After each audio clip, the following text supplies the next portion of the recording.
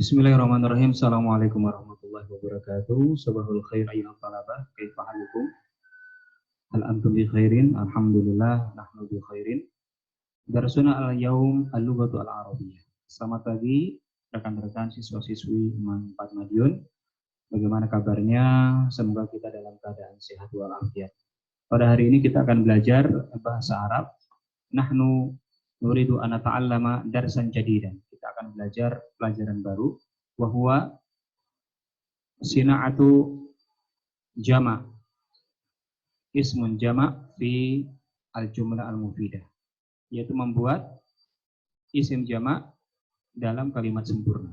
Apa saja cara-caranya akan kita bahas insya Allah dalam waktu yang tidak lama. Nabda bi qiraati al-basmalah. Baik, saya sudah membuat contohnya ya. Ya ini, perhatikan. Ada beberapa kalimat di contoh ini ya. Yang pertama adalah kalimat dalam bentuk kalimat sempurna ya. Ismi maupun fi'liyah. Ismi adalah kalimat yang diawali oleh isim sebagai subjeknya. Fi'liyah adalah kalimat yang diawali oleh fi'il. Kemudian diikuti oleh subjeknya. Kalau ini tadi ismnya, subjeknya di depan, predikatnya di belakang. Sama seperti susunan kata dalam bahasa Indonesia. Susunan kalimat dalam bahasa Indonesia. Baik, lihat di sini al-muslimuna. Ini adalah jamak. Ya. Jamak namanya jamak mudzakkar salim dengan menambahkan una atau waw dan nun. Ya. Al-muslimuna yaktubuna ar-risalata. Orang-orang muslim menulis surat. Ya. Al-muslimuna yaktubuna ar-risalata. Jika kalian perhatikan di sini, ketika subjeknya adalah bentuk jamak mudzakkar salim yang ditandai dengan una, maka dia mempengaruhi predikatnya, ya, yaitu kata kerja yang terletak setelahnya. Maka juga ada imbuhan una, sehingga dibaca al-muslimuna yaktubuna risalata. Orang-orang muslim menulis surat. Namun ketika kalimat ini berubah ke jumlah fi'liyah, perhatikan apa yang terjadi ketika berubah menjadi jumlah fi'liyah di mana fi'il di awal, maka subjek yang terletak setelah fi'il tidak mempengaruhi bentuk predikat, ya.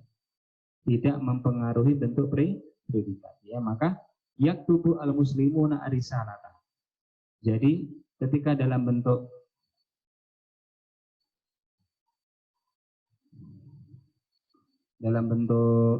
jumlah fi'liyah, ya, dalam bentuk jumlah fi'liyah, maka kata kerjanya atau fi'ilnya ini tetap mufrad atau untuk kata tunggal, ya, walaupun fa'ilnya atau subjeknya, ya, bentuknya jamak. Ya, yaktubu al-muslimuna ar-risalata. Ya. Jadi ini, ya, subjeknya yang terletak setelah fi'il tidak berpengaruh, ya. Tidak berpengaruh pada bentuk predikat yang memang letaknya di awal. Artinya sama, orang-orang muslim menulis surat.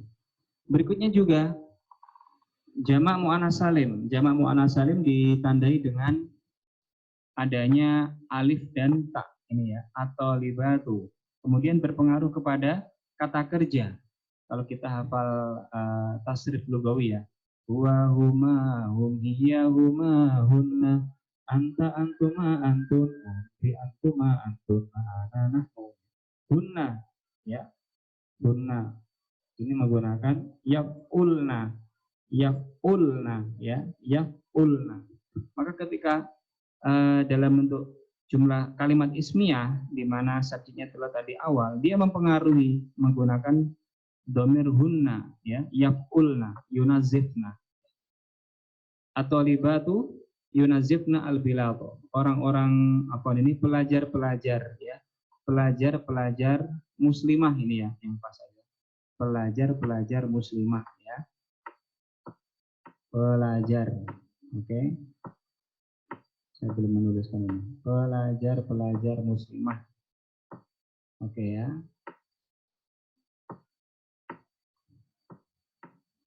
pelajar-pelajar perempuan lah gitu ya. Pelajar-pelajar wanita, ini salah ya. Pelajar-pelajar wanita membersihkan lantai.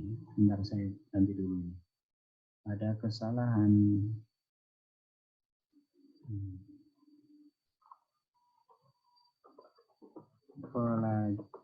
Para pelajar aja ya. Para pelajar wanita membersihkan lantai. Oke. Ini yang betul ya. Para pelajar wanita membersihkan lantai.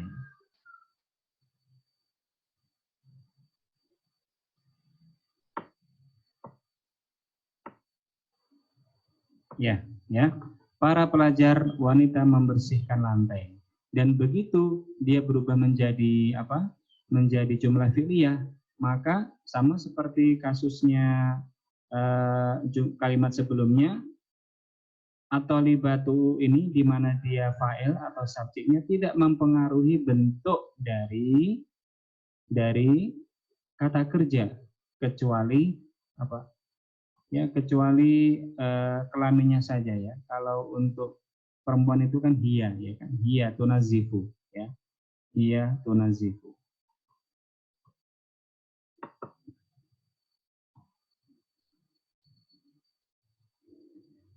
Hiya tunazifu ya, tunazifu at-talibatu al-bilata. Para pelajar wanita membersihkan lantai. Para pelajar wanita membersihkan lantai.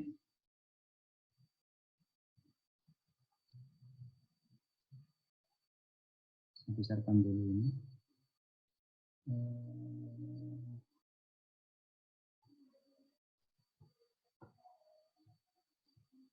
Para pelajar membersihkan lantai. Ya. Baik, langsung ke kalimat berikutnya saja. Al-auladu yal'abuna fil maidan. Al-aulad adalah jamak taksir ya. Dia jamak dari walad atau artinya anak-anak. Waladun, waladani, auladu. Al-auladu yal'abuna fil maidan. Begitu juga jamak dalam bentuk taksir. Jamak dalam bentuk taksir dia tetap hukumnya jamak ketika dia menjadi subjek pada kalimat ismiyah.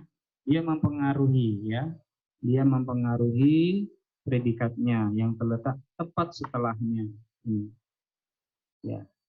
Al-auladu yal'abuna, dia menggunakan domir hum ya, domir hum fil maidani. Tetapi ketika dia berubah menjadi jumlah fi'liyah, maka sama seperti yaktubu al-muslimuna ya.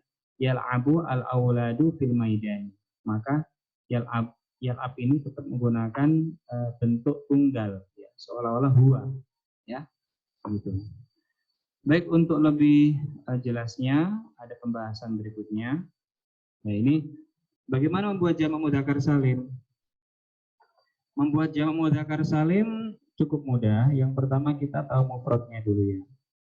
Kita tahu mufradnya. Kita tahu bentuk mufradnya, kalimat tunggalnya itu apa.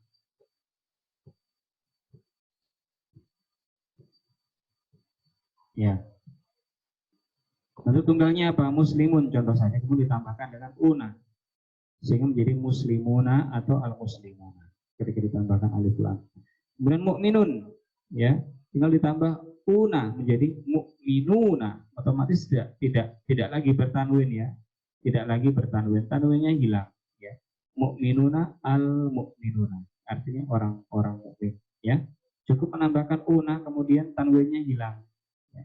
Lebih-lebih ketika dia ditambahi dengan alif lam, otomatis ya pasti hilang karena setiap tanwin apabila kemasukan alif lam pasti hilang ya. Muslimun muslimuna, mukminun mukminuna, al-muslimuna al-mukminuna. Baik.